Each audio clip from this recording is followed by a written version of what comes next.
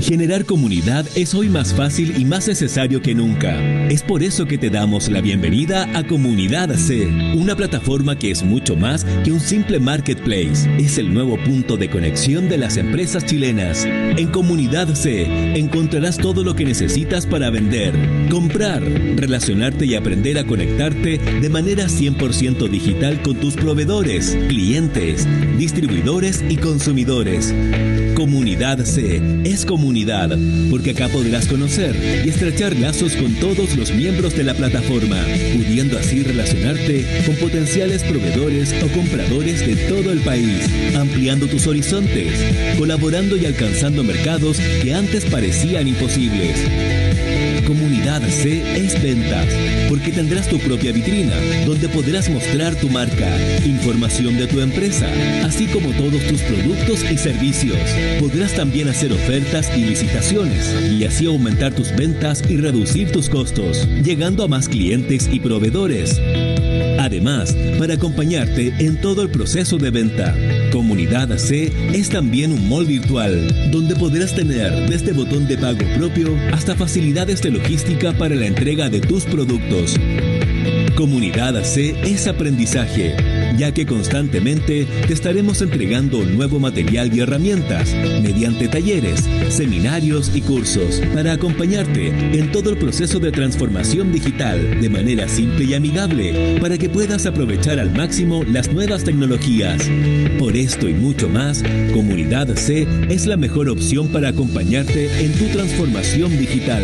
Y además, porque no cobramos comisiones por ventas, sino que únicamente una membresía fija y única para tener acceso a todos los beneficios de nuestra comunidad. Te invitamos a conocer Comunidad C, el nuevo punto de conexión de las empresas, para que todos juntos recorramos el camino de la transformación digital.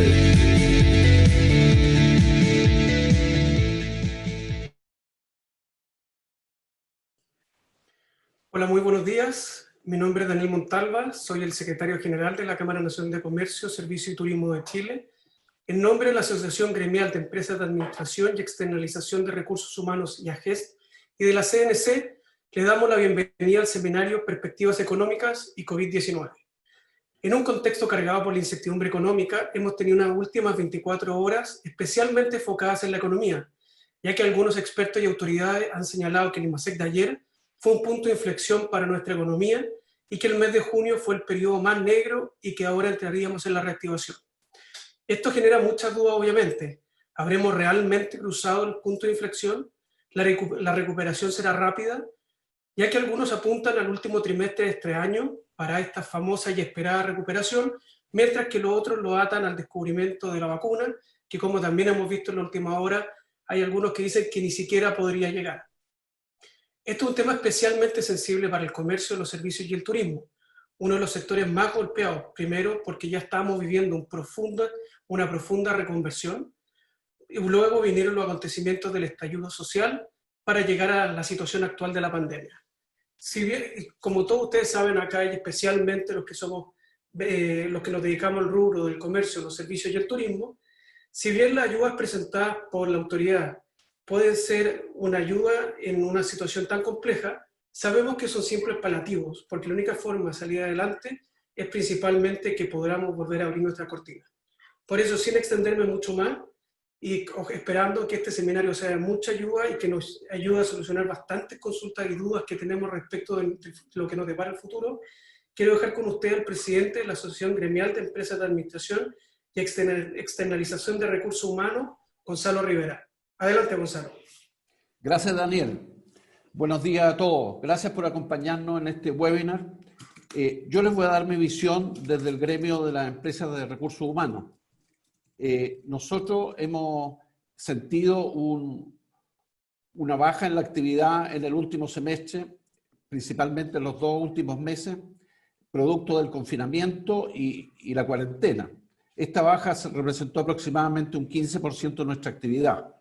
Independiente de lo anterior, como grupo de empresas de recursos humanos, proyectamos ofrecer 60.000 nuevos puestos de trabajo durante este segundo semestre, haciendo un esfuerzo enorme para ayudar a solucionar el problema que hoy día creo que es el foco central de nuestra actividad, que es el empleo.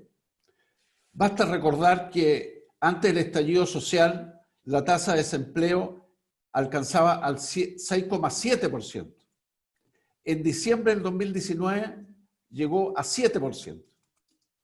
Hoy estamos en un 12,2%. ¿Qué significa eso? Que hoy día tenemos 1 millón de personas desempleadas, tenemos 700.000 trabajadores acogidos a la Ley de Protección del Empleo con suspensión y tenemos aproximadamente 1 millón de personas que dejaron la fuerza de trabajo y están inactivos. Ellos indican que no buscan empleo por razones asociadas a la pandemia, porque no pueden movilizarse. Afortunadamente, tenemos un 15% de nuestros trabajadores a nivel nacional que están con teletrabajo, lo cual ha ayudado básicamente a mitigar el tema del desempleo. ¿Qué esperamos? ¿Qué esperamos nosotros de la actividad de la autoridad? Una mayor flexibilidad laboral.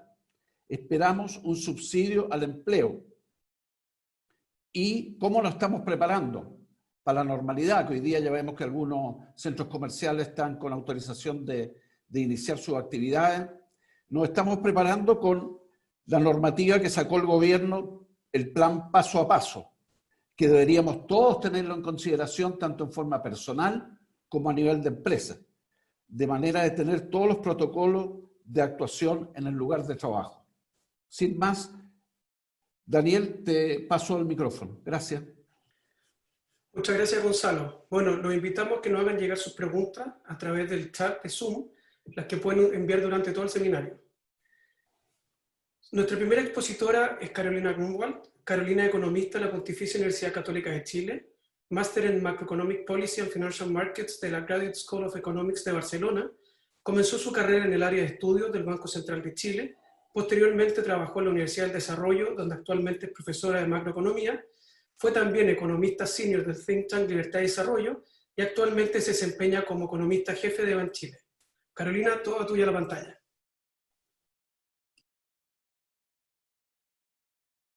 Gracias. Muchas gracias, Daniel.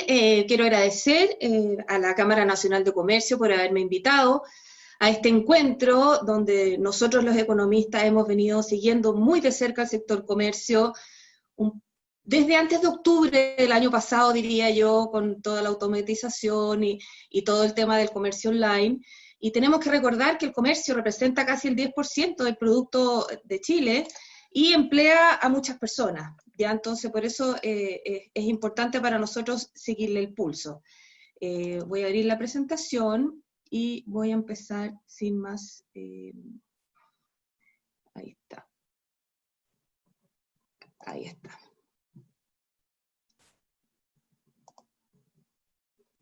Ahí está. Entonces, para el día de hoy, el título es Perspectivas económicas y COVID-19, ¿qué hacemos? ¿Ya? Esta es una lámina que yo me robé hace un tiempo de Twitter, que me parece muy significativa, porque aquí estábamos nosotros en el verano, ¿cierto? No pasa nada. Felices, en el sol, vacacionando, y escuchábamos de lejos que en China estaba pasando algo, que venía un virus. Por acá las autoridades de salud, se pensaba que no iba a llegar, se pensaba que iba a ser como la gripe aviar o como la H1N1, y después en marzo nos encerramos tempranamente y dijimos ya, qué terrible esta crisis del COVID, y nosotros como economistas empezamos a ver, ya con el dato que teníamos del 18 de octubre, lo importante que fue influido el IMASEC de esos meses por la paralización, dijimos, aquí se viene una recesión importante. Ya, pero jamás pensamos que esta recesión iba a ser a nivel mundial. Y aquí estamos ahora, en el fondo, estamos tratando de pasar esta ola, o tratando de aguantar esta gran ola, y por eso estamos viendo un sinnúmero de medidas, tanto fiscales, como monetarias, como bancarias, en todo el mundo, ¿ya? Entonces, ¿cuál es el contexto inicial? Tenemos un nuevo escenario en el mundo, ¿cierto? Donde el escenario está dominado por un virus de comportamiento desconocido. Esto es un shock de oferta, ¿ya? Es un shock, los shocks que son desde el punto de la actividad son shocks de oferta. Entonces, estamos frente a un escenario donde las políticas diseñadas, están hechas en base a poca evidencia e información incompleta. Nadie sabe ser cierta cuánto dura este virus, cómo se contagia, si lo vamos a poder controlar o no, etcétera, etcétera. Son políticas económicas y monetarias que se hacen en base a una variable que básicamente nadie sabe cómo funciona, y eso es complicado. Y es esta obligatoriedad a detenernos las que lleva el mundo a una recesión. Se origina desde una economía real, que es el shock de oferta, cuyos tiempos y evolución dependen de una pandemia.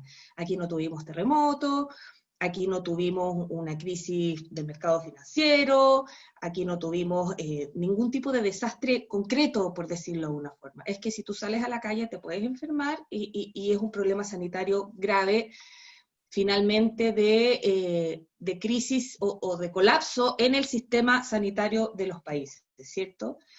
Entonces, sectores como la construcción, manufactura, entretención, comercio, no pueden realizar su actividad de manera remota, ¿ya? Hay muchos sectores que no pueden realizar su manera remota. Entonces hay una merma en la actividad que produce una reacción en la demanda agregada, ¿cierto? Porque las personas y las empresas dejan de recibir ingresos y eso los lleva a no poder cumplir con los compromisos adquiridos, llevando a crisis de liquidez y bancarrota. Si yo no recibo ingresos, no puedo pagar lo que tengo que pagar y se produce como una ola de crisis de pago.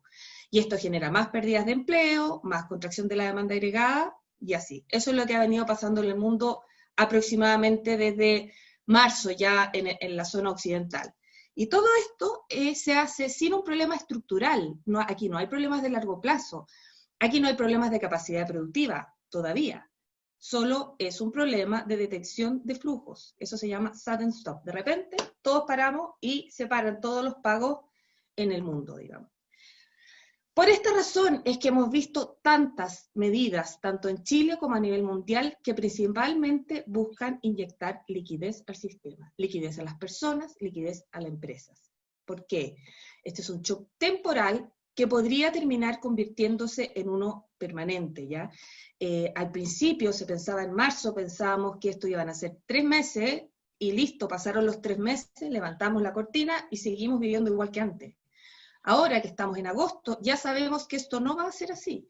No es cosa de decir, ok, se levanta la cuarentena, volvamos todos a trabajar como antes, ¿ya? Eso es un problema, eso es algo que estamos viendo distinto de lo que veíamos hace solo algunos meses.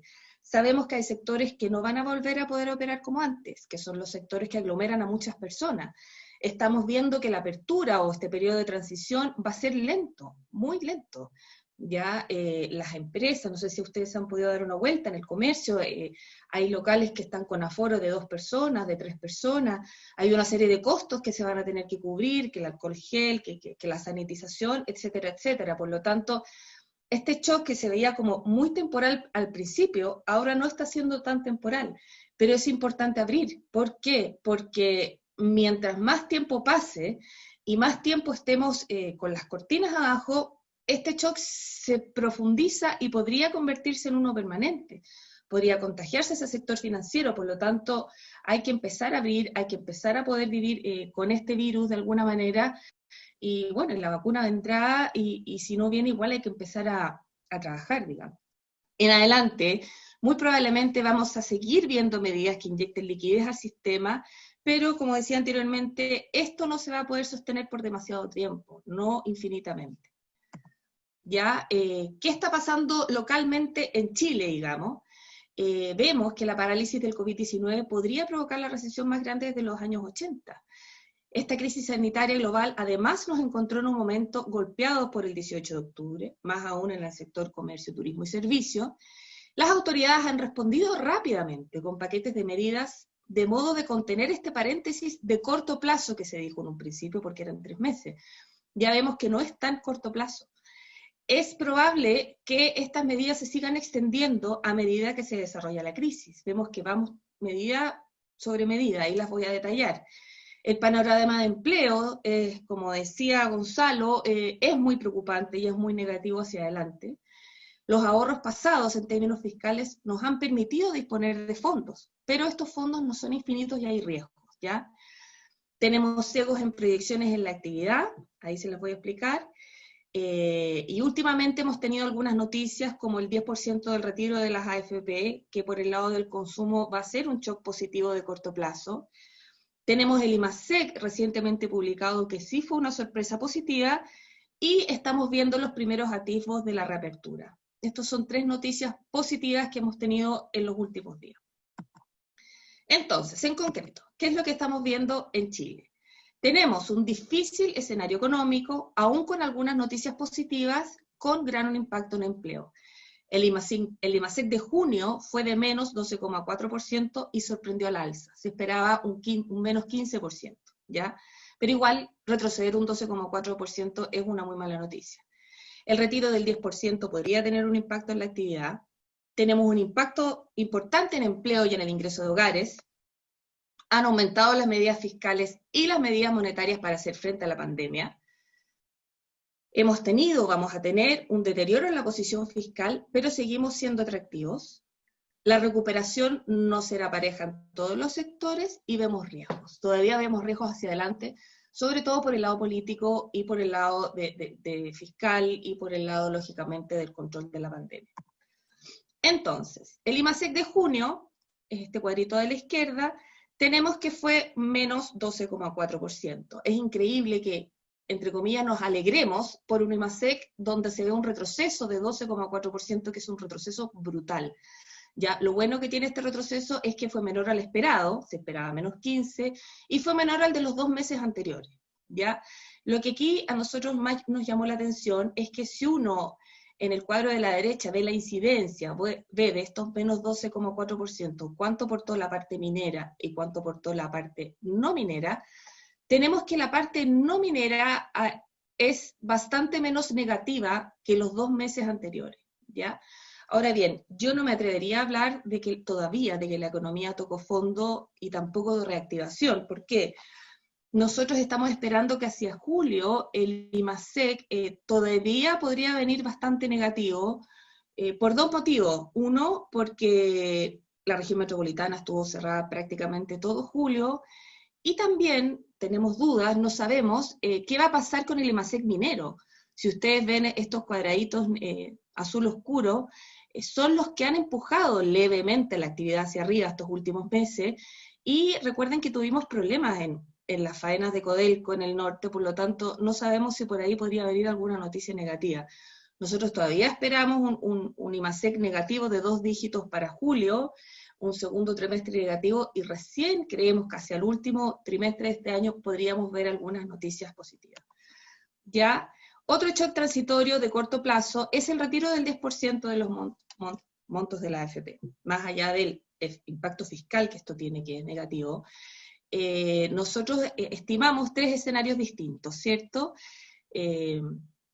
Los afiliados, ¿qué pasa si retiran un 80%, o sea, si el 80%, el 90% o el 100% de los afiliados retira su dinero? Estamos hablando de shock de entre 5,8% del PIB y 7,2% del PIB, ¿cierto? Y nosotros, según encuestas que se publicaron y según estudios de Estados Unidos, estimamos que de los que retiran su dinero, entre un 30 y un 40% podría destinar su gasto a consumo. Y esto significaría un shock de corto plazo en el producto del orden de 1,5 puntos del PIB, ¿ya? Lo que no se va a consumo y se va a ir a pago de deudas y se va a ir a ahorro. Pero estimamos que ese más o menos va a ser el shock de corto plazo hacia fines de este año del retiro del 10%. Noticias últimas, también tenemos el índice mensual de confianza empresarial y el índice de percepción económica, ¿cierto? Que tenemos el azulito, la confianza empresarial, que es un driver de la inversión. Si bien se ha recuperado un poco en el último tiempo, sigue muy por debajo del 50, que debería estar por acá, que es la zona positiva, ¿ya? Sigue en zona negativa. Lo mismo así con las expectativas de los consumidores, que si bien se recuperó en el margen, sigue en un nivel históricamente muy bajo. Ya las perspectivas de los consumidores tienen mucha relación con el empleo, y finalmente es lo que se traduce en consumo, y finalmente el consumo es un driver muy importante del crecimiento económico. Con toda esta información, nosotros estimamos para este año una tasa de crecimiento de presión de menos 6,1%. Si uno mira hacia atrás, al menos desde 1990, es por lejos una baja muy importante. Si uno quiere compararla con la crisis del 2009, ¿cierto? Con la crisis subprime, ahí solo tuvimos un decaimiento de menos 1,6%. Por el lado de la inversión, también, o sea, se espera una baja de la inversión de 15,6%, que va a tener una recuperación hacia adelante, pero esto es una mezcla entre postergación de proyectos de inversión, ¿cierto? Porque está siendo muy difícil trabajar, y también hay algunos proyectos que se han retirado de la cartera. ¿Qué ha pasado con el mercado laboral? Que es lejos lo más grave, ¿cierto? El que lo decía también Gonzalo hace un rato. Si uno ve desde el 2010 las estadísticas del mercado laboral, 9%, el promedio, muchos años tuvo la tasa natural de desempleo, estaba en orden del 6%, y ahora en pocos meses nos hemos venido inclinando sistemáticamente hasta un 12,2% en la actualidad. Nosotros en Banchile publicamos a principios de abril un estudio sobre la tasa de desempleo basado en una metodología de la FED de San Luis, donde estimamos que si el confinamiento duraba más de lo estimado, la tasa de desempleo podría empinarse del orden del 15 al 20%. Y lo publicamos así como muy atemorizados, decíamos que raro, ¿cómo va a llegar la tasa de desempleo entre 15 y 20? Como que no lo podíamos creer. Pues bien, ya estamos ahí, en 12,2%. Y si le sumamos los aproximadamente 700.000 trabajadores que están con contrato suspendido, que no entran en esta estadística de desempleo, si yo lo sumo, llegaríamos a una tasa de desempleo de 20%, ¿ya? Si uno toma la tasa de desempleo anual promedio de los distintos años, tomando en cuenta lo que se estima para este año, nos encontramos que efectivamente vamos a tener una tasa de desempleo similar a la de 1987, 1986. Ya esta es una situación que no se veía hace muchos años. Tenemos en Chile que un 63% de los ocupados se desempeña en áreas no esenciales, con mayor riesgo de desempleo, que no puede hacer teletrabajo, ¿ya? Hay casi 700.000 trabajadores suspendidos, y tomando estos suspendidos como desocupados, la tasa llegaría a niveles del 20%. Ya según el último IPOM que se publicó, ahí venía una encuesta donde a los empleadores, ellos declaraban que en torno a un 50% de los empleados que tenían suspendidos probablemente no les iban a poder renovar el contrato. Por lo tanto, esta es una noticia bastante importante. Y finalmente en el empleo, si uno quiere comparar los trabajadores informales de los trabajadores formales, uno ve que desde octubre del año pasado, ¿cierto?, que está por acá, los trabajadores formales, que son los de la columna celeste, empezaron a perder terreno, ¿cierto? En octubre se empezaron a destruir muchos empleos, con mucha incidencia en el sector comercio, y estos empleos se fueron reemplazando con empleos informales, ¿cierto? Llegó la pandemia y tú tampoco puedes realizar una actividad informal porque no se puede circular por la calle. Y desde marzo a la fecha se han venido destruyendo empleos de los dos tipos de manera muy significativa. Entonces, frente a este escenario, hemos tenido paquetes fiscales y paquetes monetarios, ¿cierto? Por el lado del estímulo fiscal, además de los paquetes ya anunciados, se ha sumado un nuevo plan o nuevos anuncios de la cuenta pública. Tuvimos un primer paquete de 12.750 millones de dólares, un segundo paquete de 5.000 millones de dólares, el plan de emergencia para la protección de los ingresos y las familias y la reactivación económica, ¿cierto?, y el empleo, de hasta 12.000 millones de dólares en 24 meses, y todo esto suma un 12% del PIB. Esto, más las medidas que se han dictado por parte del Banco Central, estamos casi en un 20% de PIB de paquete de medidas. Eso a nivel mundial es un tamaño de paquete de medidas de país desarrollado. Ya realmente se está poniendo mucho sobre la mesa. Y esta semana, o sea, el viernes pasado, se publicó la cuenta pública con fuertes anuncios de inversión en obras, con foco en empleo y con incentivos tributarios. Pero tenemos un problema. Tras el plan de emergencia, ¿cierto?, ya empezaron a hablar las clasificadoras de riesgo que hay probabilidades que se baje la nota de crédito en Chile. Ya tras el plan de emergencia, las clasificadoras ponen en la mira la viabilidad del compromiso fiscal. ¿Por qué es tan importante el compromiso fiscal en Chile y por qué es tan importante la nota de riesgo? Porque la nota de riesgo finalmente es la tasa de interés a la cual el resto del mundo compra nuestra deuda, a la cual nos prestan plata, ¿cierto? Chile todavía se ubica, tiene una muy buena posición, está al lugar quinto de los 10, de las 10 posiciones que tú eres investment grade, ¿cierto? Que tú eres un país apetecible para invertir. Pero si uno ve en detalle todas las características que se evalúan para que Chile tenga la nota que tiene, la deuda pública, la baja deuda pública que ha tenido por años es lejos el factor más importante, y vamos a ver que la deuda pública es la que está siendo más afectada por esta crisis.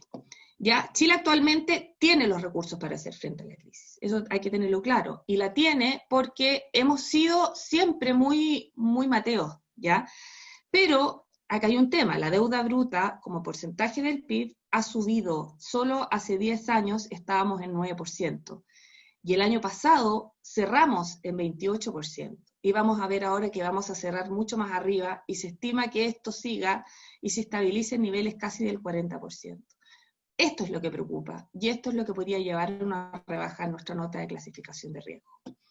Ya, si uno ve, comparación con otros países, Chile con su 28% está muy bien posicionado en relación con otras economías, o sea, uno tiene una Italia que tiene un 134% del PIB, España 90% del PIB, Argentina 93% del PIB, etcétera, etcétera. O sea, en promedio los países emergentes tienen una deuda PIB del orden del 50-60%, ¿ya? Pero lo que pasa es que nuestra extraordinaria buena posición en términos de deuda es el factor más importante que nos da esta extraordinaria nota en la clasificación de riesgo de nuestra deuda soberana. Y es muy importante cuidar nuestra trayectoria porque si uno ve aquí en el gráfico de la derecha, ¿cierto?, tiene, y según declaró este grupo de los 12 o 16 economistas que hicieron el trabajo, si uno ve la deuda pública a PIB, uno ve que para este año se espera que llegue a 34, para el 2021 40, 2022 43, y si es que no alcanzamos un acuerdo de consolidación fiscal hacia adelante, esta deuda pública a PIB se nos puede disparar hasta 65% en el año 2030, ¿ya? La condición que estimó esta comisión para que esta deuda PIB se estabilice, ¿ya?, y llegue en torno al 46-45% el año 2030, es que el gasto fiscal sea menor al que ha sido en promedio del año, ¿ya? Ya vimos, por ejemplo, con la reciente aprobación del retiro del 10% de las AFP, ya tenemos una mayor carga fiscal hacia adelante, y por lo tanto esto a mí me parece que está en riesgo, ¿cierto? Los activos del Tesoro, solo con el plan a 24 meses van a bajar del 9,5% del PIB hasta el 5% del PIB.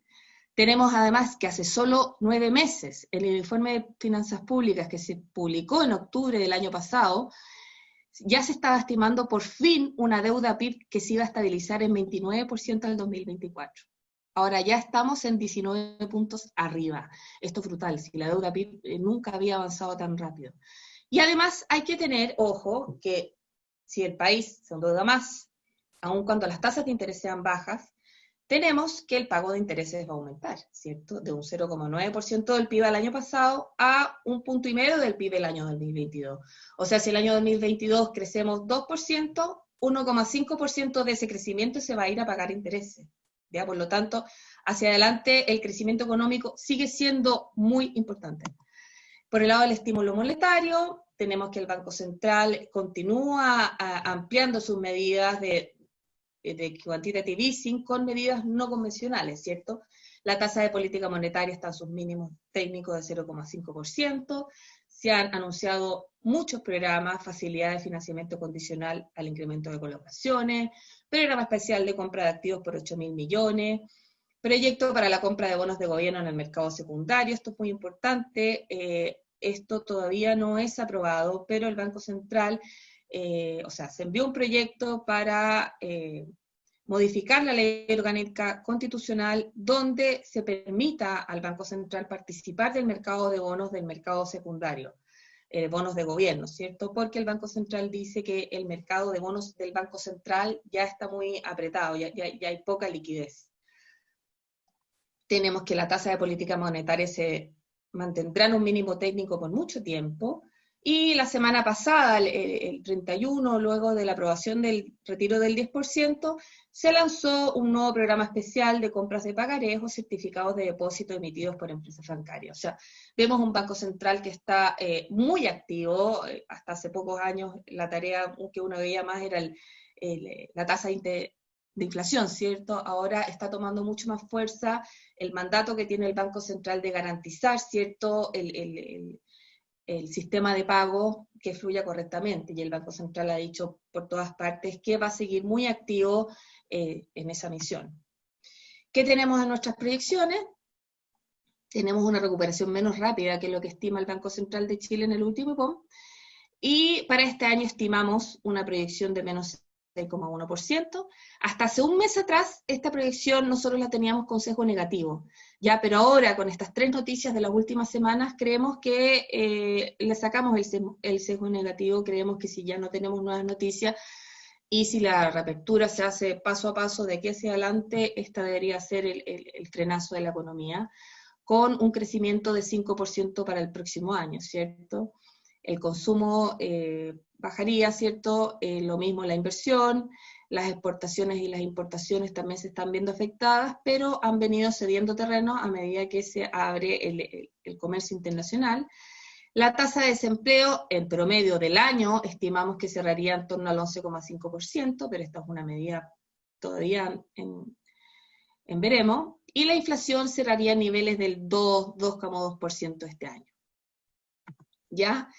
Riesgos que vemos hacia adelante. Nosotros tenemos en este escenario de riesgo que no va a existir un rebrote de violencia una vez superada la crisis sanitaria, ¿ya? Lógicamente, si vivimos un 18 de octubre 2, eso sí va a tener un impacto importante en la actividad, pero si uno ve la encuesta CADEM, por lo menos en las personas que declaran estar de acuerdo con las marchas y las que están en desacuerdo con las marchas, hemos tenido un encuentro, ¿cierto? Están aumentando las personas que están en desacuerdo con las marchas, y al mismo tiempo están bajando las personas que están de acuerdo con las marchas. Y ya están mitad a mitad. Partimos de un casi 70 a un casi 20%, ¿cierto? 30%. Y lógicamente la evolución del escenario externo también es muy importante. Para que vean ustedes, yo hasta el año pasado yo decía, esto es una crisis, lo que se vivió el año 2009, pero ahora bueno, esto es una crisis. Se espera que el mundo tenga una contracción de casi el 5%. Esto es brutal. Y el Fondo Monetario espera un rebote rápido. Nosotros estamos un poco más escépticos a esta forma del rebote. Creemos que va a ser más en forma de U que en forma de V. Ahora bien, si la vacuna sale mañana y es muy exitosa, probablemente esto va a ser más rápido. Ya, entonces, finalmente, quería decirles que hay un sombrío escenario que deja la pandemia. Estamos frente a un escenario más contractivo en muchos años. Ha sorprendido el impacto en la actividad del confinamiento. Al principio no se pensó que iba a ser tan fuerte. Las medidas fiscales han sido agresivas, pero preocupa la rápida evolución de la deuda. La política monetaria sigue aumentando estímulo, y la tasa de política monetaria se va a quedar en un 0,5 por un tiempo. La reactivación no va a llegar a todos los sectores por igual, y tenemos todavía un alto grado de incertidumbre donde domina la crisis sanitaria. Como sabemos, la incertidumbre es la enemiga de la inversión, ¿cierto? Por lo tanto, la incertidumbre, aun cuando sea por crisis sanitaria, lamentablemente no es una buena noticia. Así que nada, eso es lo que yo tenía preparado para el día de hoy. Adelante, estudios. Muchas gracias, Carolina. Bueno, dejaste los pelos de punta. Bueno, sí, pues, ¿qué hacemos? Es verdad. Bueno, aprovecho de recordarles que nos envíen sus preguntas a través del chat de Zoom. Y ahora el turno Bernardita Silva. Bernardita es gerente de estudios de la Cámara Nacional de Comercio, Servicio y Turismo de Chile, e ingeniera comercial de la Pontificia Universidad Católica, y Master in Financial Economics y Master in Resource Economics and Policies, los dos de la Universidad de Maine, de Estados Unidos.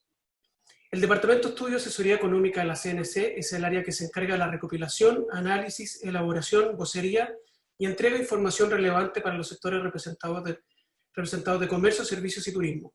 Concentra sus mayores esfuerzos en la elaboración de indicadores periódicos, análisis de coyuntura, reportes de actividad económica.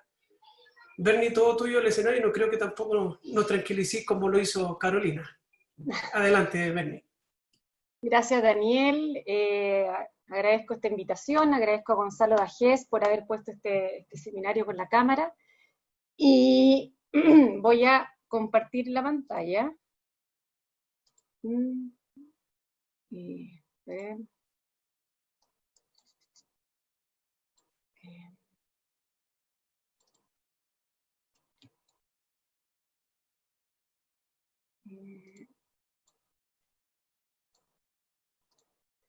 Ahí, ¿estamos? ¿Sí? Bueno, yo les voy a comentar un poco lo que ha pasado con el sector comercio durante esta crisis y un poquito antes también, que veníamos ya golpeados, y ver un poco cuáles son los desafíos futuros que tenemos en el sector. ¿Qué tenemos? Se vislumbra un difícil escenario para el sector. La pandemia, como dijo el Fondo Monetario Internacional, que la pandemia del COVID-19 empujó las economías a un gran confinamiento que contribuyó a contener el virus y salvar vidas, pero también desencadenó la peor recesión desde la Gran Depresión. Como decía la Caro, estamos viviendo algo inédito y con unas caídas brutales. En Chile el comercio representa el 9,9% del PIB y se espera que cierre el año con una baja entre 6,2 y 8,2. Ahí pongo puntos suspensivos porque dada el retiro del 10% puede ser de que esto sea 2 puntos, 1 punto porcentual menos, porque sabemos que va a tener su repercusión en el sector. El sector minorista está fuertemente golpeado, pero lleva golpeado ya hace 10 meses por la crisis social y luego ahora la crisis sanitaria, y se espera en definitiva una lenta recuperación. Hay gran incertidumbre de cuándo y cómo se podrá volver a funcionar. Ahora recién están pudiendo abrir ciertos locales, pero la mayoría de ellos aún sigue cerrado, sobre todo en la región metropolitana. Y las medidas lanzadas por el gobierno son potentes, son de gran ayuda, pero el sector va a necesitar medidas especiales para su reactivación, dado que junto a lo que restaurantes y hoteles han sido los sectores más afectados desde que esto comenzó. Si uno mira hacia atrás un poco lo que ha venido pasando con el comercio mundial, uno puede ver de que empezamos a ver una pequeña desaceleración a fines del 2018, a mediados del 2018, perdón, con la guerra comercial entre Estados Unidos y China. Estábamos preocupados de lo que estaba pasando ahí, que estaba afectando el comercio mundial, que se desaceleraba, estaba también el Brexit, ciertos conflictos geopolíticos, y en eso estábamos cuando, en eso estaba el mundo, ¿no es cierto?, cuando vino el coronavirus. Y de hecho ya se veía cierto acercamiento entre Estados Unidos y China cuando vino el coronavirus, y el comercio mundial, este gráfico es en variación anual en volumen, empieza a tener una caída en picada a partir de este año, ¿no es cierto?, y sigue bajando en mayo y todavía no se recupera. Pero cuando uno mira a Chile, ahí hay que agregarle otro pelo más a la sopa, porque nosotros también empezamos a desacelerar nuestro crecimiento a mediados del 2018, marcados también por un tema mundial, ¿no es cierto?, y también por un exceso previo de optimismo que tuvimos a fines del 2017, y de ahí vino también el coronavirus este año, que empieza a pegarnos fuertemente, y el crecimiento se desacelera a menos 15 prácticamente en el trimestre, pero nosotros tenemos otro tema que fue el 18 de octubre, que no lo tuvo el mundo, pero sí lo tuvimos nosotros, que hizo que nos desaceleráramos fuertemente en el último trimestre del año pasado. Nosotros fuimos uno de los sectores que más lo resintió, y desde ahí empezamos a ver todas las caídas en lo que la desaceleración de desempleo, actividad, etcétera. Entonces, aparte de lo que ya estaba pasando en el mundo, nosotros tenemos otro factor más.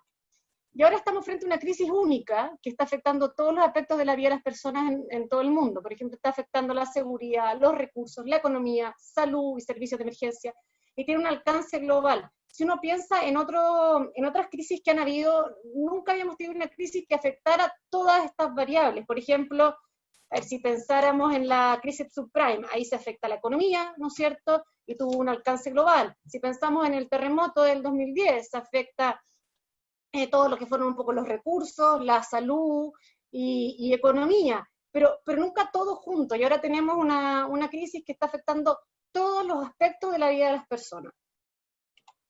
Y cuando nosotros miramos los componentes del PIB, ¿no es cierto? El PIB, ¿qué es? Es consumo privado, más consumo gobierno, inversión, exportaciones, menos importaciones, todo eso es el PIB. Y antes de la crisis, si uno va viendo, si nos concentramos, vamos a hacer una revisión en lo que es inversión y consumo específicamente.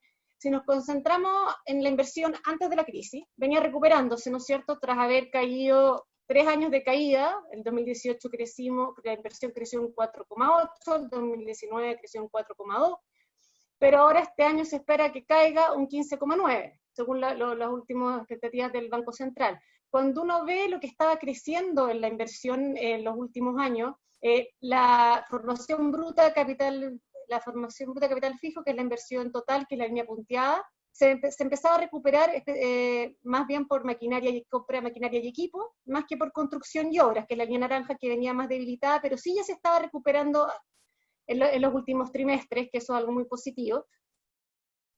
Pero ahora ya se espera de que ambos tengan esta fuerte caída. Cuando nosotros miramos también en nuestro sector, nosotros tenemos un catastro de inversiones de proyectos inmobiliarios del sector comercio, que incluye proyectos de más de 3 millones de dólares. Este catastro, entonces, hay proyectos en él que están en estudio y proyectos que están en ejecución. Este catastro nosotros también vimos que venía recuperándose. Aquí estamos hablando de construcciones de centros comerciales, moles, todo tipo de inversión inmobiliaria relacionada con el sector comercio.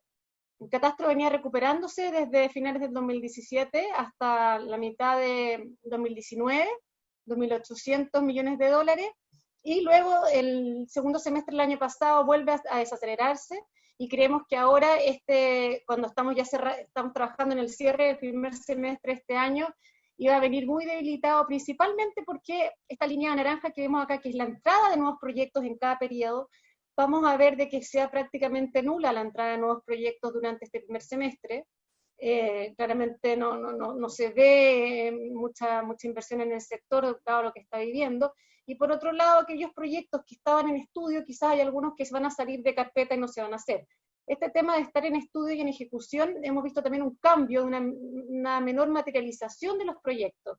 Antes teníamos 66% en ejecución, 34% en estudio, y en el último catastro estaba solamente un 59% en ejecución y un 41% en estudio. Y esta menor materialización probablemente la vamos a seguir viendo, o que proyectos que están en estudio van a seguir en estudio por mucho rato, si es que no se deciden hacerlo, porque eso también va a pasar, que no se hagan.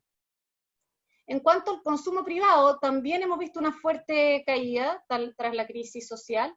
Aquí podemos ver la evolución del consumo total, como cae fuertemente en el último trimestre del 2019, ¿no es cierto? Cae consumo gobierno, cae consumo en los hogares, este consumo disminuye fuertemente, y se ve que la economía venía recuperándose. El primer trimestre, antes que viniera todo el tema del COVID, se vio que la economía tenía fuerza, tenía esta capacidad de recuperarse rápidamente. Creíamos que iba a recuperarse de manera más rápida después de lo que había pasado el 18 de octubre, porque vimos esta V, ¿no es cierto?, que se ve aquí en consumo, pero luego viene el COVID y esto cae de nuevo fuertemente.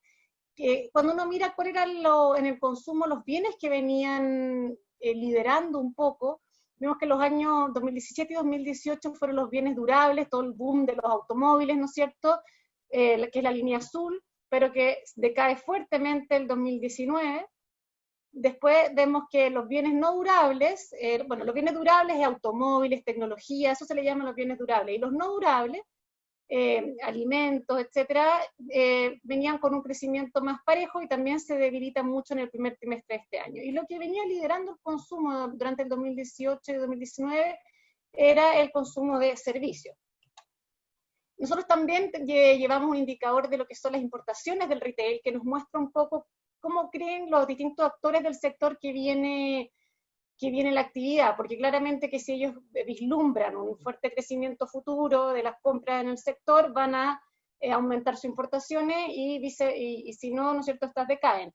Nosotros aquí vemos cómo en este indicador de importaciones del retail, que es una canasta que incluye vestuario, calzado y tecnología, ha venido cayendo en los últimos 4 trimestres. El primer trimestre de este año una caída de 19%, y ahora probablemente ya estemos en una caída en orden del 20 o 25%, más aún, dado lo que estamos viviendo. Entonces, si uno ve, esto venía ya de antes del 18 de octubre, que ya veníamos con una caída en las importaciones del sector, dado una demanda más débil.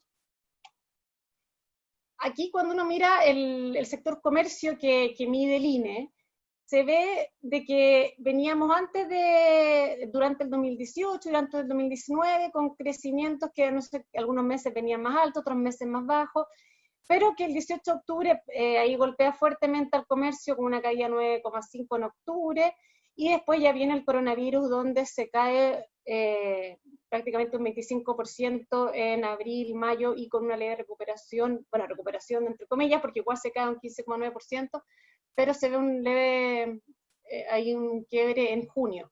Pero cuando uno mira el sector comercio en sus distintos subsectores que lo componen, ahí uno se da cuenta que la realidad es bastante distinta en cada uno de ellos.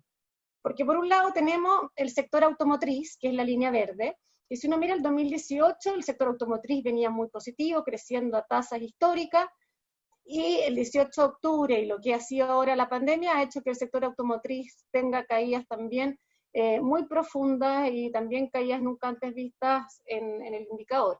Por otro lado, el sector mayorista, vemos que venía también liderando el crecimiento del comercio en el 2018 y sobre todo el 2019. Esa es la línea azul, ¿no es cierto? Vemos que el sector mayorista iba creciendo y también cae por el 18 y la pandemia. Entonces, hay una realidad anterior en el sector automotriz y mayorista que era muy distinta a la realidad que veíamos en el sector minorista, ¿no es cierto?, decir automotriz, que es el sector minorista, que básicamente es el retail.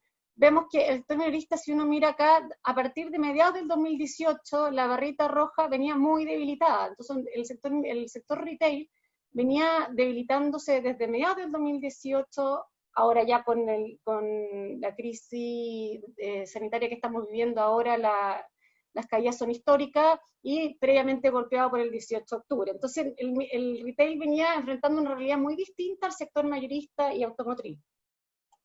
Esto también lo vemos en nuestras ventas, en el indicador que nosotros hacemos de ventas presenciales del comercio minorista.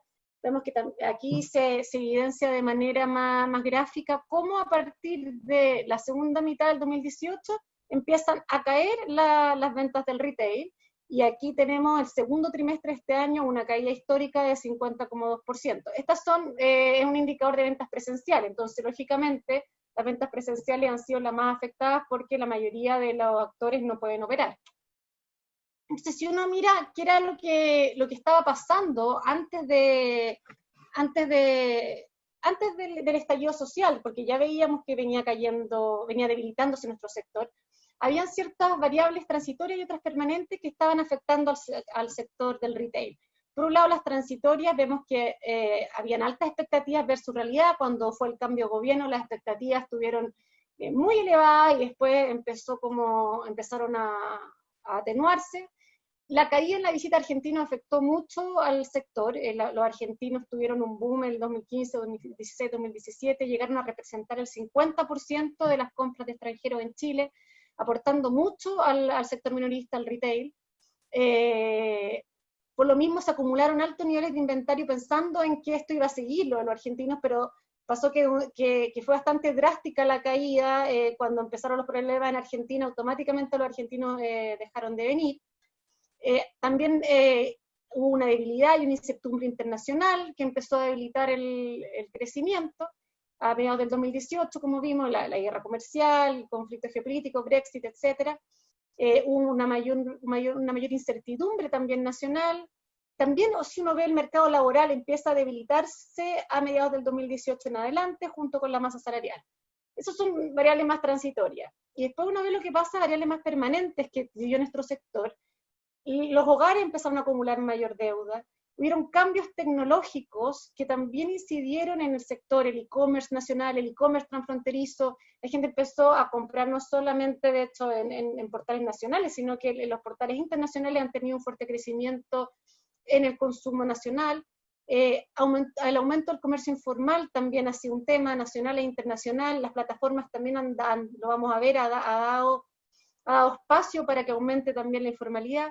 El envejecimiento de la población junto a un consumidor más responsable que también ha modificado sus conductas de consumo. Vemos que, por ejemplo, si uno mira las encuestas de presupuestos familiares de años anteriores, había una mayor proporción que la gente gastaba en vestuario, calzado, y ahora eso ha ido cambiando, y la gente está destinando mayor proporción de sus ingresos a viajar, a tener, no sé, tiempo libre, etcétera, y ahí va cambiando también los bienes que va eligiendo.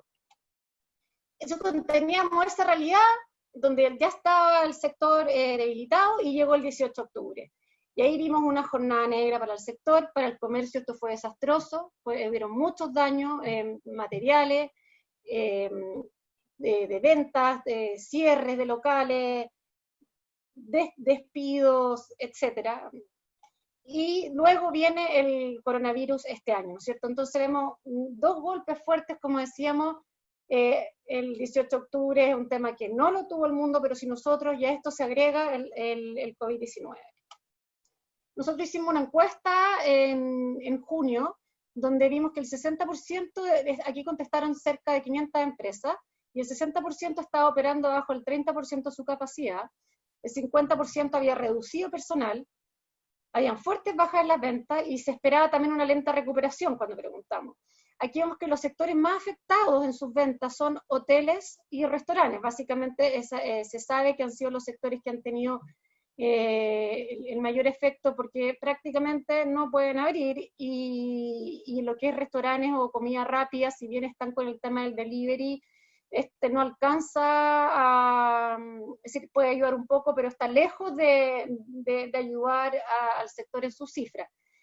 Y cuando les preguntábamos cuánto cree que le tomará a su negocio recuperarse después de esta pandemia, vemos que aquí hay cerca de un 36% que dice que más de un año, hay un 17,7% entre 9 meses y un año, otro 16% dice que entre 6 y 9 meses, y un 6% habla de entre 3 y 6 meses, hay un 26%. Aquí también hay cierta diferencia entre los sectores, porque cuando uno mira las respuestas de lo que son restaurantes y hoteles, la mayoría de ellos, sobre un 50% dice que más de un año.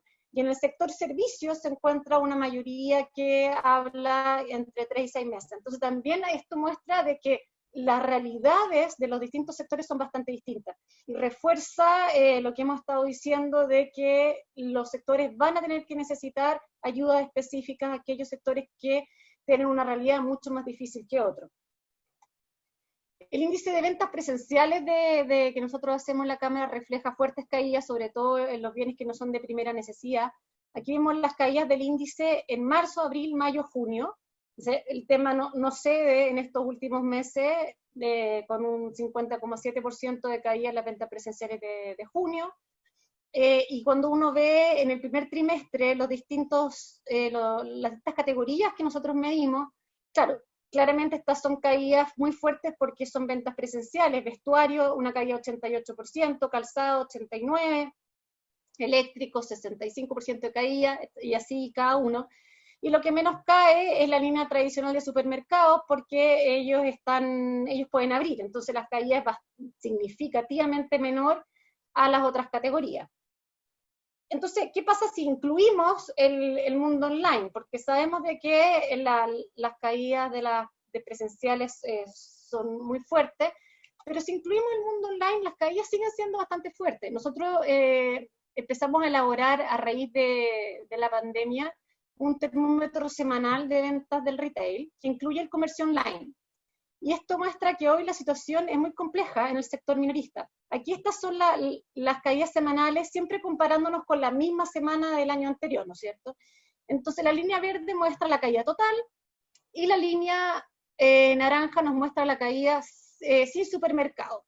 Entonces las caídas en promedio en mayo se cayó un 26, sin supermercados un 54, junio un 15, sin supermercados 41, julio llevaba hasta las 3 primeras semanas una caída de 18 y sin supermercados 39, es decir, bastante, se han mantenido estas caídas alrededor del 40% en los últimos 2 meses.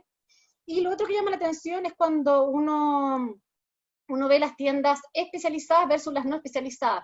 Las tiendas especializadas son tiendas que solamente, por ejemplo, venden electrónico, que solo venden calzado, que solo venden vestuario, y las tiendas no especializadas son tiendas más bien grandes, uno podría decir grandes tiendas, que venden todo tipo de productos. Estas tiendas no especializadas tienen caídas bastante menores, la mitad, 24,3% en julio versus las especializadas, 58%, y principalmente se debe porque aquellas tiendas, las no especializadas, tienen plataformas más fuertes en todo lo que es el comercio digital que tiendas más pequeñas que se especializan en un solo producto.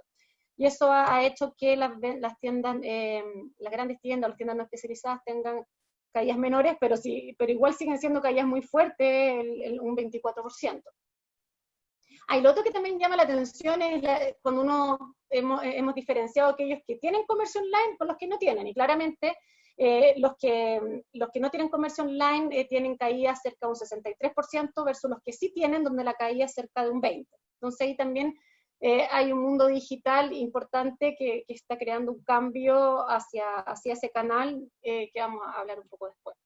Entonces, las ventas online, la penetración ha crecido exponencialmente en los últimos años y durante la pandemia se ha ido acelerando, ¿no es cierto? Porque ha sido el único canal disponible. Este cuadrito nos muestra cómo ha ido cambiando entre el primer y el segundo trimestre de este año. La columna azul nos muestra cómo ha ido cambiando la participación en estos distintos sectores, y la columna naranja nos muestra cómo ha ido variando el crecimiento en cada uno de estos trimestres. Por ejemplo, aquí si nos vamos a comercio, la penetración del sector comercio en el canal online, es decir, lo que se compraba en el canal digital dentro de todo lo que se compra en el retail, era un 6,1%, y en el segundo trimestre de este año escaló a un 17,6%, y de hecho en junio alcanzó casi un 20%. Y el crecimiento del comercio, de lo que se compra en el sector comercio online, en el primer trimestre creció un 41,5% comparado con el primer trimestre del 2019, y se dispara el crecimiento en el segundo trimestre a un 148,3%. Y de hecho en junio superó el 200% de crecimiento el comercio digital. Pero, por ejemplo, el sector turismo y entretención no ha tenido la misma suerte, ha sido muy afectado tanto como vemos en su mundo presencial como digital. La caída de turismo y entretención fue de 13,5% el primer trimestre en sus ventas digitales, y el segundo trimestre la caída fue de 83,2% en sus ventas digitales. Claramente un sector que está siendo fuertemente afectado. Y ahí, ¿qué entra en turismo y entretención? Entra líneas aéreas, hoteles, restaurantes, y sabemos que son categorías que hoy están prácticamente sin movimiento. Y cuando vemos también las distintas categorías, cómo han crecido en promedio el segundo trimestre, vemos calzado 103%, electrónica 150%, línea hogar 180%, vestuario 133%, muebles cerca de un 46%, y alimentos ha crecido más de un 400%. Aquí las penetraciones también son distintas. En alimentos, lo que es supermercado, lo que se compra en el canal digital es cerca de un 3%, versus categorías como electrónica, donde lo que se compra en el canal digital es cerca de un 30%. Entonces ahí las realidades también son muy distintas. Es más fácil crecer sobre 400 cuando era un menor, tu monto original era bastante menor que otras categorías. Pero así como vimos, aunque tengamos estos crecimientos fuertes en el canal digital, vimos de que inclusive con ellos el sector está teniendo caídas de cerca de un 25%. ¿Y dónde están comprando los usuarios del e-commerce? Hay una fuerte erupción de los canales no tradicionales, lo cual también abre paso a la informalidad. Aquí vemos cómo han entrado las tiendas internacionales, cerca de un tercio de la gente que compró, esto es en el primer trimestre, compró en canales internacionales. Esto va a cambiar ahora cuando saquemos los números del segundo trimestre, porque claramente los canales internacionales van a haber bajado este segundo trimestre y van a haber aumentado mucho más los canales nacionales. Probablemente todo lo que es grandes tiendas, que tenía un 15%, también se vea un fuerte aumento en el segundo trimestre dado la pandemia. Pero aquí lo que ha ido aumentando mucho en el tiempo es el tema de las redes sociales. las redes sociales han tenido una fuerte irrupción en el mundo online, y dentro sobre todo del problema que tenemos de la informalidad, porque todo el mundo de las redes sociales se está vendiendo mucho, pero hay un 14% de las transacciones que están haciendo en los canales digitales que no están siendo formales. Y en las redes sociales es aún mayor, cerca de un 17% de lo que se está haciendo en las redes sociales está haciendo compras informales. Nos referimos a compras que no se está dando la boleta correspondiente. Muchas veces el negocio es formal, pero no está dando la boleta, otras veces simplemente el negocio entero es informal. Y esto es algo que hay que ver cómo empezamos a ponerle ojo, porque esto va a ir aumentando. Entonces, si nosotros vemos los factores que afectan el consumo y que dan cuenta de esta difícil recuperación que vamos a tener adelante, ¿por qué creemos que va a ser lenta? Porque veamos qué está pasando. Por un lado tenemos las confianzas, que vienen cayendo desde mediados del 2018. Aquí vemos cómo las confianzas, ¿por qué importan tanto las confianzas? Hay una directa relación entre confianzas e IMASEC. Cuando las confianzas, el índice de confianza que mide DIMARC, que es la línea azul, que de hecho está en terreno pesimista, que esta línea punteada, que en el 50, si estamos arriba, hay optimismo, si estamos abajo, hay pesimismo. Bueno, vemos que estamos en terreno pesimista desde mediados del 2018, es decir, prácticamente cuando empezamos a ver esta desaceleración en el consumo minorista, también coincide con una confianza que empieza a estar en terreno pesimista. Y el IMASEC también empieza a desacelerarse junto con las confianzas. Tenemos aquí esta línea que marca el 18 de octubre, donde tenemos una fuerte caída de las confianzas, ¿no es cierto?, y también del IMASEC. Empezamos a recuperarnos un poco en los primeros meses del año para volver a caer fuertemente producto de la pandemia que estamos atravesando. Entonces, un tema son las confianzas, que están muy debilitadas, y las confianzas es algo que cuesta recuperar. Y de hecho, los indicadores que están más dentro de los indicadores que mide DIMARC es la situación personal actual y la situación de compra de artículos para el hogar, los que se han visto más afectados dentro de las distintas variables que mide DIMARC. Cuando uno ve las confianzas históricas, hoy estamos en los niveles casi de la crisis asiática, donde llegamos a niveles de 18 puntos, ahora estamos en 20, es decir, estamos casi a niveles de lo que fue la crisis asiática si miramos la historia de las confianzas de los consumidores. Y a esto se suma también expectativas de una lenta recuperación y mucha incertidumbre, sumada a diversos problemas que están viendo los distintos actores los distintos empresarios. Por un lado, en esta misma encuesta que yo les comentaba, donde respondieron cerca de 500 empresas, vemos que prácticamente un 40% cree que la recuperación va a ser lenta y otro 25% cree que va a ser muy lenta. Y solamente un 3,6% espera que sea rápida.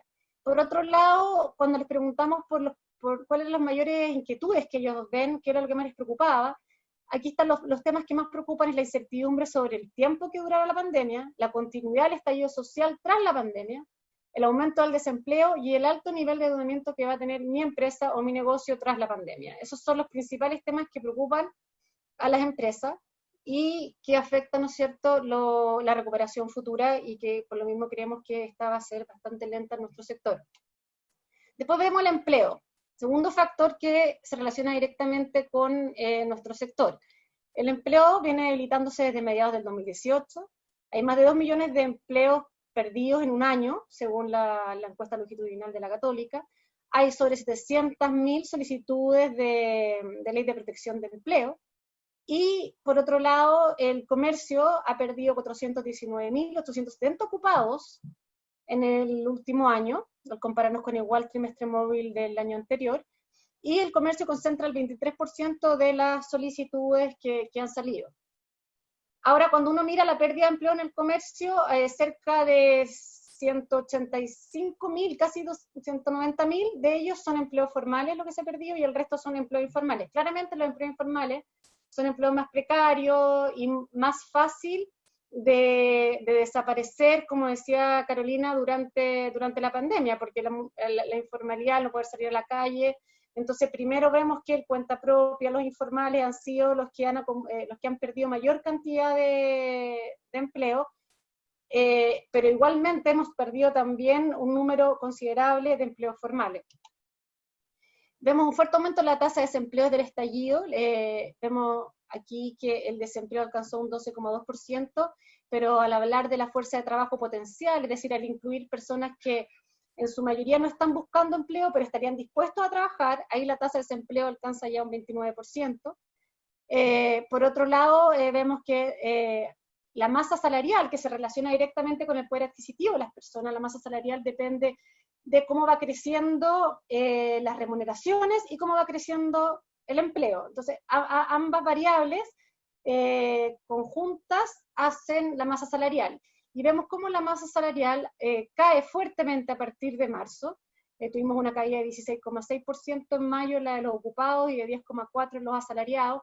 Y esto preocupa bastante porque, como les decía, afecta directamente el poder adquisitivo de la gente. Y esto da cuenta de que no se vislumbra una reactivación rápida con niveles de caídas tan fuertes.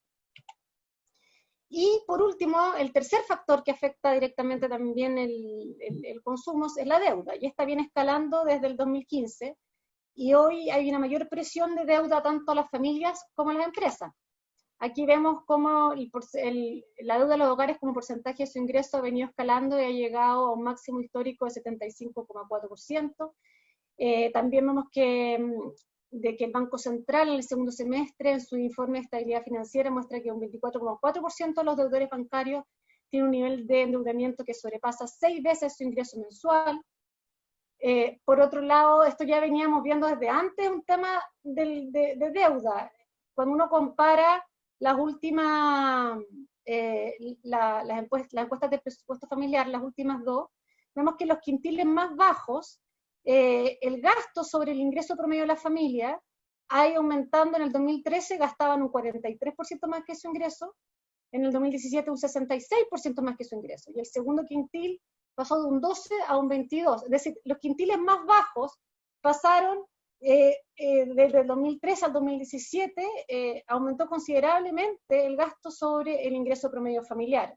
Claramente esto pasa en los quintiles más bajos y no así en los de mayores ingresos. Pero entonces tenemos niveles de deuda familiar, sobre todo en los quintiles más bajos, que venían hace un tiempo preocupando. Entonces, ¿qué es lo que creemos que viene? Creemos que viviremos una prolongada anormalidad. Hoy estamos aquí en una etapa pasando a la transición. Tenemos un sector fuertemente golpeado por el confinamiento. No sabemos cuándo y en qué condiciones se podrá abrir. Es decir, se ha levantado la cuarentena en algunas comunas, pero aún no pueden funcionar muchos locales porque o están dentro de centros comerciales o los trabajadores están en comunas que todavía están con cuarentena. Entonces el sector todavía no se ve bastante limitado en su posibilidad de abrir.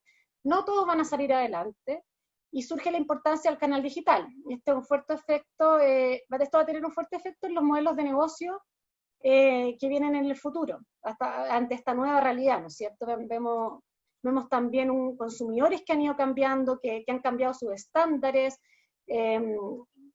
buscan empresas, ¿no es cierto?, ahora que se preocupen por el tema social, por el tema ambiental. Tenemos todo un cambio en los consumidores que en Estados Unidos también están llamando al back to basic. Y estamos pasando a esta época, a la transición, a pasos muy, muy pequeños. No sabemos si quizás vamos a tener que retroceder o no. La apertura va a ser en etapa. La importancia de la seguridad pasa a ser imprescindible. Los protocolos sanitarios, en la Cámara estamos preparando las campañas Abrimos Seguro, para cuando el comercio ya pueda abrir. Vamos a lidiar con sobrestock de muchos de los actores del sector. El cambio de los consumidores, como estábamos hablando, también junto a un menor poder adquisitivo. La digitalización y la innovación constante va a pasar a ser un tema principal en el sector.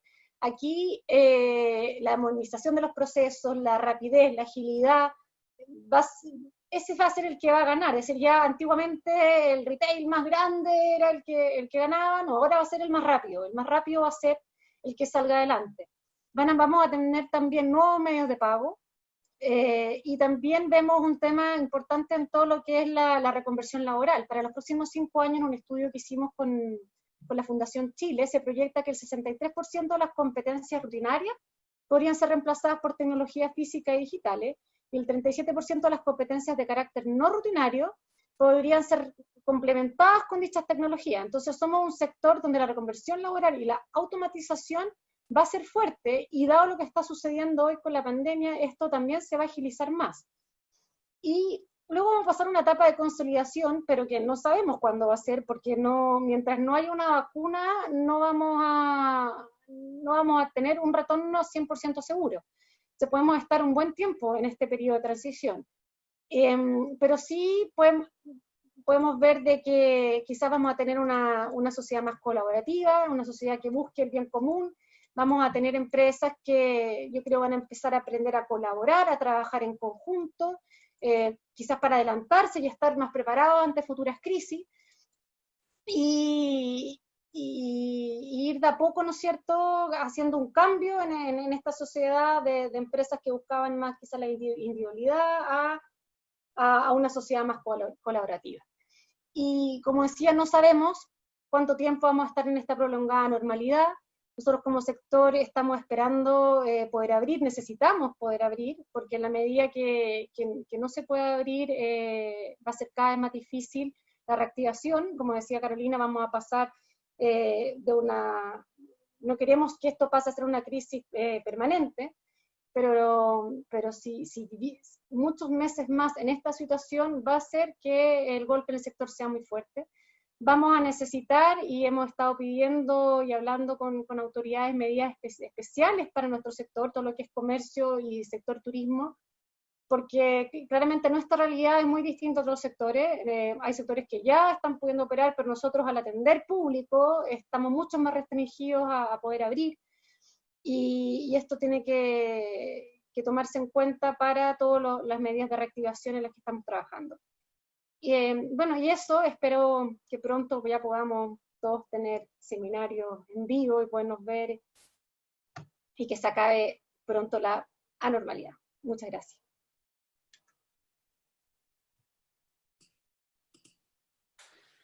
Muchas gracias, Berni. Oye, estamos un poquito, nos quedan 15 minutos, pero tenemos tan buenas preguntas y siguen llegando, que me voy a tomar una pequeña licencia. Berni, si querés, saca tu presentación nomás para verlo ustedes dos.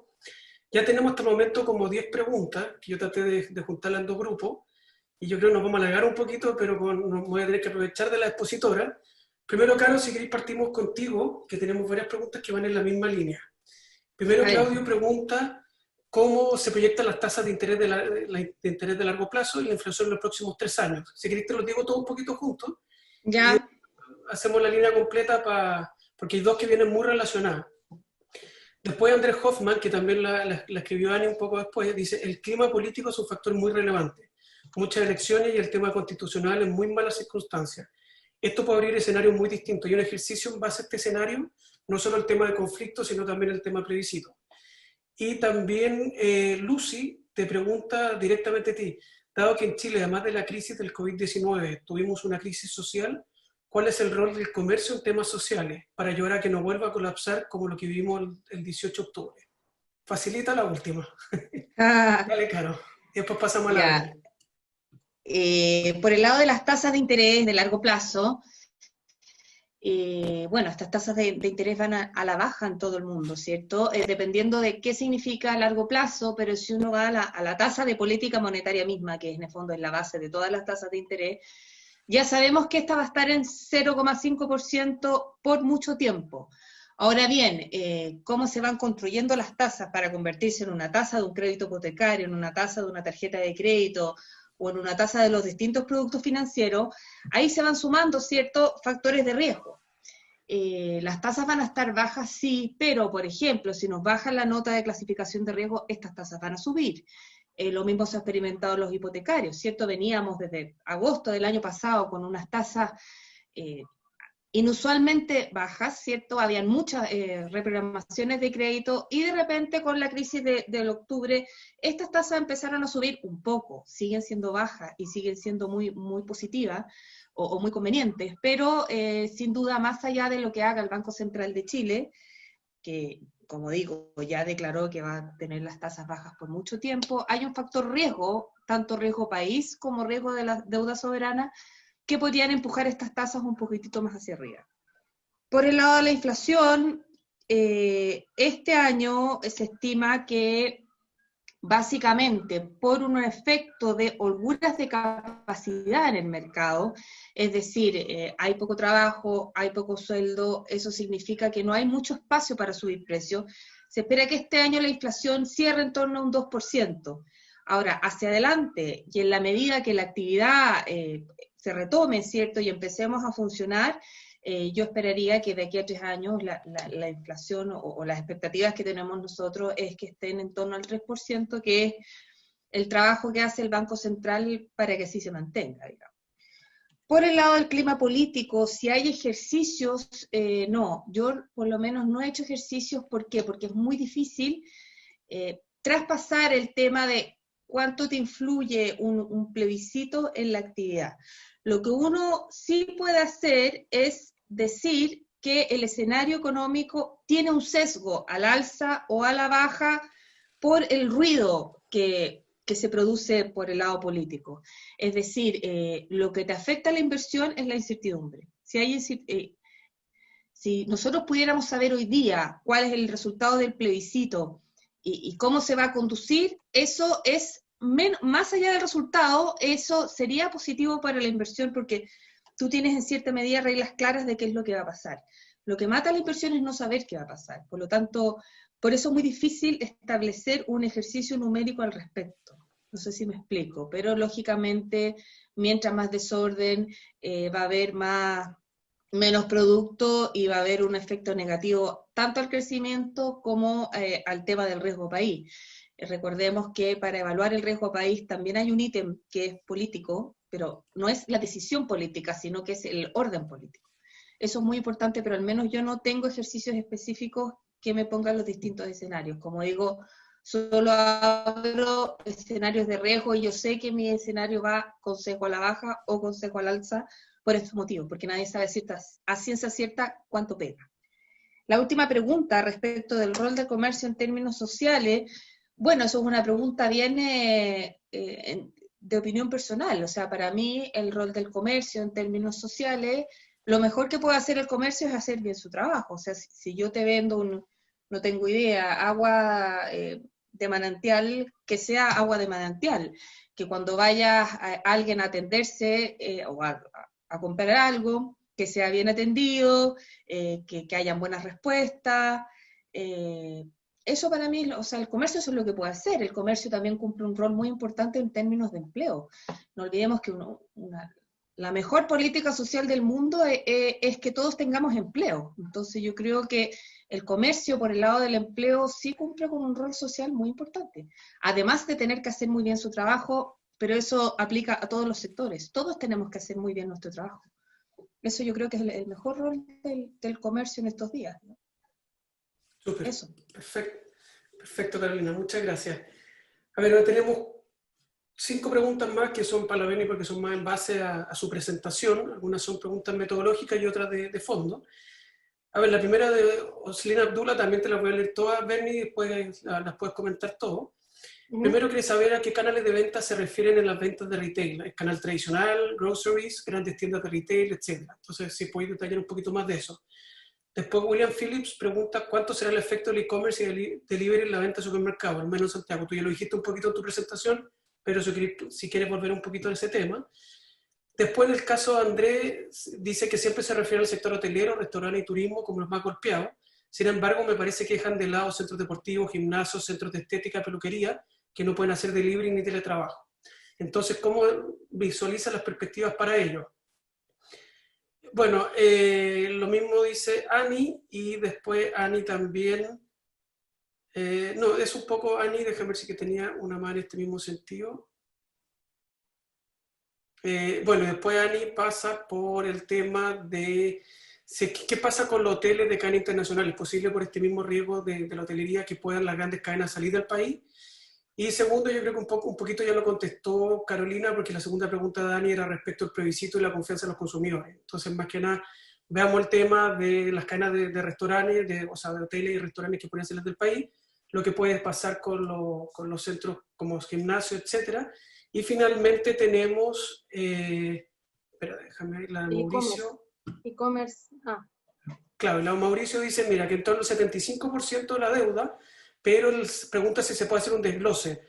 ¿Qué porcentaje a largo plazo, como el caso hipotecario, cuánto al corto plazo, como es consumo? Esas son un poquito las preguntas para ti. Ya, ya por el lado de los canales, cuando nosotros sacamos nuestros indicadores de ventas del sector minorista, le llamamos retail. La definición de retail es comercio minorista. Es lo mismo. Y ahí nosotros medimos todos los canales, están grandes tiendas, hay tiendas especializadas. Eso es cuando, no sé si esta era la pregunta, como definir a qué canales nos estábamos refiriendo cuando vemos las ventas. Nuestro indicador no tiene la venta detallista, es decir, como quizá hay una botonería pequeña, porque es difícil que te manden ese tipo de negocios sus ventas. Pero todos los que son grandes tiendas especializadas, medianas, grandes, ubicadas o en centros comerciales o en las calles, es un poco lo que nosotros medimos y que lleva el pulso del comercio minorista, porque prácticamente el 96% de lo que vende el comercio minorista lo venden ese tipo de tiendas, ¿no es cierto? Por otro lado, el e-commerce en supermercado, ahí es un tema que ha ido creciendo mucho, pero las cifras son un poco, hay que verlas con ojo, porque por ejemplo, para un supermercado, lo que se vende a través de aplicaciones como Corner Shop es una venta física. Entonces entra en nuestro indicador mensual que mide la línea de tradición de supermercado y ya entra ahí, porque para ellos es una venta física, independientemente de que se está haciendo a través de una aplicación. Y para ellos una tienda online es la que se hace a través de su página, de su mismo portal. Es decir, se meten a Líder.cl, a Jumbo.cl, etc. Y ahí han tenido crecimientos muy, muy fuertes porque claramente el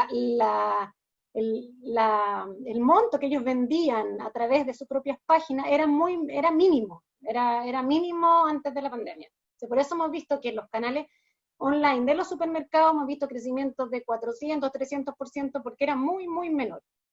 Y la penetración del canal online en supermercado antes de la pandemia era cerca de un 1,5, un 2%, o sea, un 1,5, un 2% de lo que se compraba en supermercados se compraba en el canal digital. Con lo que comenté, a diferencia de otras categorías que es mucho más alto. Y esa penetración se ha duplicado a 4, por ejemplo, ahora con la pandemia, pero en lo que es supermercados va a seguir siendo el canal físico y sigue siendo el canal físico el más importante, independientemente, como decía, de que el que no potencie su canal digital se va a quedar atrás. Es un canal que hay que potenciar y van a convivir ambos canales. En Estados Unidos lo que está teniendo furor es el click and collect. Eso es lo que dicen allá que se viene, el click and collect, que la gente compra y después va a buscar. Y la infraestructura de las grandes tiendas se están diseñando pensando en este click and collect. Han cambiado su organización interna, etcétera, para que esto funcione a la perfección. Con el caso de servicios de peluquería, gimnasio, toda la razón. Yo creo que entran en el mismo saco de restaurantes, hoteles, porque están totalmente cerrados, no pueden abrir. Y claro, las peluquerías hay algunas que ahora están, el otro día me tocó ver una que estaba abierta y con uno a la vez. Va a ser muy lento poder abrir. Claro, los gimnasios hay un tema ahí físico que es un poco más complicado, pero son sectores, como decía yo, como atienden gente, todos los sectores que atienden público tienen una complicación mucho mayor para poder abrir que aquellos que no atienden. Y eso es algo que quizá ahí el gobierno debería poner ojo, cuáles son los sectores que atienden público, su recuperación va a ser mucho más lenta que los otros y cómo podemos ayudarlos. Con el caso de los hoteles, yo en este minuto de hecho estoy terminando un catastro de inversiones, así como el que le mostré, de inversiones inmobiliarias de comercio. Nosotros también hacemos uno que son inversiones inmobiliarias en el sector turismo. Y viene bastante mal, es decir, prácticamente en el último año las inversiones hoteleras se fueron a piso, cadenas internacionales que tenían planes los han postergado o los han parado, o simplemente no los van a hacer. y es un tema. La demanda mundial de turismo, según la Organización Mundial de Turismo, cayó un 85%, creo que fue entre marzo y abril, y se ve que esto va a seguir así hasta que no haya una vacuna. Entonces es muy complicado lo que se vislumbra en el tema de las inversiones hoteleras. Y también se va a necesitar ayuda para poder salir adelante bastante específica, porque si no, ahí va a ser complicado. Ahí estamos trabajando nosotros con todos los gremios del turismo, no sé, quizás algunos ya leyeron, se apareció en la prensa, que estamos incentivando varias medidas específicas para el sector turismo para poder paliar esta difícil situación. Y con respecto a las deudas, claramente, de hecho, en el último informe del Banco Central, no tengo las proporciones de memoria en mi cabeza, pero hablan de que la deuda hipotecaria es la que más pesa en el tema familiar, pero también ha ido incrementándose todo lo que es la venta de consumo, más bien como casas comerciales, que también ha ido golpeando a las familias. Entonces, pero claramente la hipotecaria es el mayor peso ahí que tienen las familias. Muchas gracias, Bernardita. Carolina, acaba de llegar una pregunta súper buena ahora, que yo también me quiero colgar para hacerte otra, que Manuel Viera pregunta: ¿No cree usted que hay un desorden macroeconómico que atenta a la regla fiscal? Por el otro lado, la situación interna que hace peligrar la clasificación de riesgo. ¿Qué opina? Y también colgándome de esto, nosotros estamos un mes y medio, un poquito más, de la presentación de la ley de presupuesto. Nosotros sabemos que el gobierno está presentando, tú bien lo señalaste en tu presentación, una política contracíclica que ya teníamos, el MOP tenía el presupuesto de inversión más alto de su historia y lo aumentaron ya en un 50%. Entonces tenemos dos elementos: una reasignación de fondos públicos y la otra es deuda. Entonces, como tú dijiste que podría ser una crisis que se extendiera en el plazo y que no sea coyuntural, ¿una política contracíclica es beneficiosa o sería el camino a seguir en una situación que no sabemos cuándo puede terminar?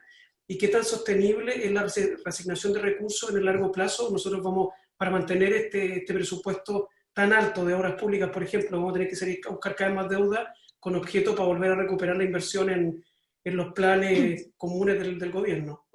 Y también, en este mismo punto, y también quizás la Beni le puede aportar acá, ¿será un plus en el caso de nuestra economía que el consumo sea un porcentaje más bajo del PIB que el consumo interno de los hogares, que sea cercano entre el 17 y el 20% comparado con otros países como Estados Unidos o Europa, que está entre el 50 y el 70%? O sea, podría ser que el consumo, un bajo consumo en hogares, en este caso sea un plus respecto a otros países. Eso un poquito, yo creo que ya estamos terminando porque son las 11 de la mañana en punto, así que los dejamos con esas preguntas.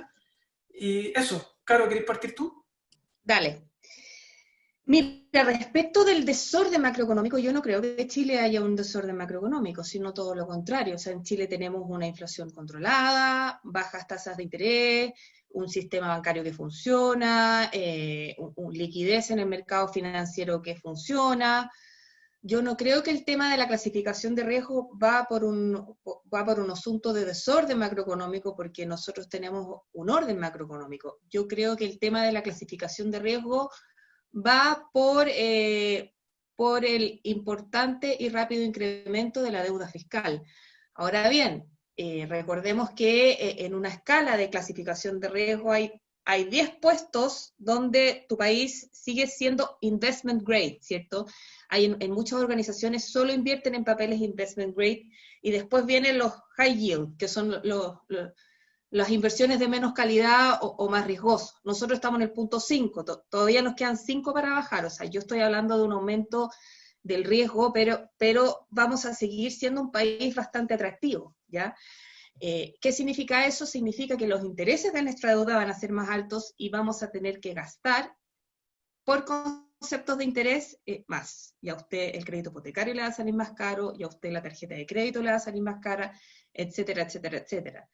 Ya bajar del investment grade a un high yield, eso ya son palabras mayores y falta mucho, digamos, para eso. No creo que lleguemos ahí, pero yo no hablaría de una situación macroeconómica desordenada, porque no es así, digamos. Tenemos cifras que son reales, no, un desorden macroeconómico es mucho más que eso, si tenemos una inflación del 2%, digamos, no, eso no me parece que sea así.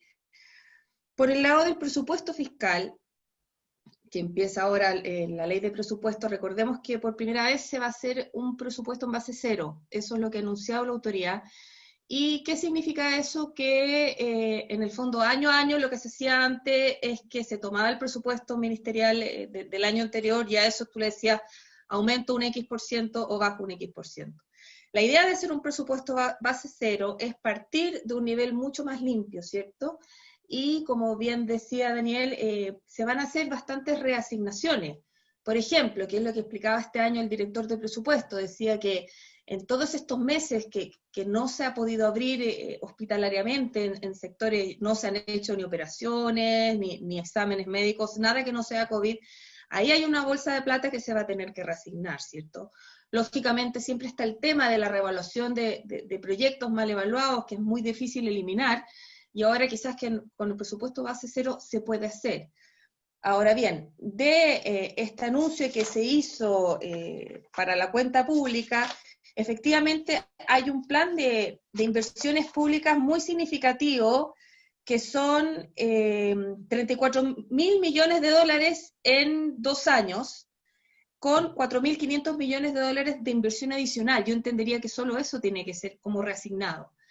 Ya, pero hacia adelante, lo más importante, digo yo, como siempre, más allá de que si yo reasigno mucho o reasigno poco, para controlar el gasto de gobierno, lo que hay que hacer es tener ingresos. Y para tener ingresos tenemos que crecer. O sea, recordemos que por cada punto de crecimiento se recaudan en torno a 600 millones de dólares. Entonces, si vamos a crecer 1,5 puntos en 2022, todo eso se va a ir a pagar intereses. Lo más importante es el crecimiento económico, porque sin crecimiento económico, ahí efectivamente se tiene que acudir a más deuda y la carga fiscal se hace cada vez más pesada. Por lo tanto, para mí, y a mí se me hace de toda lógica que lo que hay que hacer es ordenar la cancha, obviamente controlar la pandemia e impulsar el crecimiento económico hacia adelante. Y eso además es lo que genera empleo. Eso creo que es todo. Muchas gracias, Carolina. ¿Algo más que aportar ahora que estamos terminando? O Bernardita, ¿tú quieres decir algo? No, yo creo que, como decía la Caro, lo más importante es empezar a crecer de nuevo, crear empleo, inversión y poder salir adelante de esto para que no se transforme en algo permanente. Súper, muchísimas gracias a los dos y muchísimas gracias a todos los que nos acompañaron el día de hoy. Yo creo que nos quedamos con varias tareas. O sea, primero a nivel país tenemos que tener responsabilidad fiscal y nosotros como ciudadanos tenemos que velar porque se cumpla esa responsabilidad fiscal. También como empresarios del comercio, los servicios y el turismo y todos los que nos han visto el día de hoy, tenemos que salir de nuestro mindset y empezar a ver que la reconversión de este modelo de negocio está para quedarse. Esto es la nueva normalidad, por mucho que sea medio cliché ya, pero tenemos que saber cómo ajustar nuestra nueva realidad cambiando nuestro modelo de negocio. Y también, que lo preguntaron muchísimo, lo que le toca también a las asociaciones gremiales y a los representantes de los empresarios, es seguir exigiendo con mucha fuerza que se avancen más medidas de impulso crediticio en elementos de apoyo al empleo, subsidios en materia laboral, etcétera, y simplemente, o sea, cada uno de nosotros va a tener que poner mucho de nuestro lado porque se nos vienen años difíciles, complejos, pero totalmente podremos salir todos juntos adelante. Y simplemente para terminar, que lo siguen insistiendo y preguntando mucho, en www.cnc.cl va a estar la presentación completa, el video y también todos los otros videos y presentaciones que hemos hecho hasta el minuto de un sinnúmero de temas. Así que sin nada más que decirle, le agradecemos muchísimo, principalmente a Carolina y a Bernardita por acompañarnos el día de hoy, y que tengan muy buena tarde todos ustedes y nos vemos. Chao. Chao, gracias.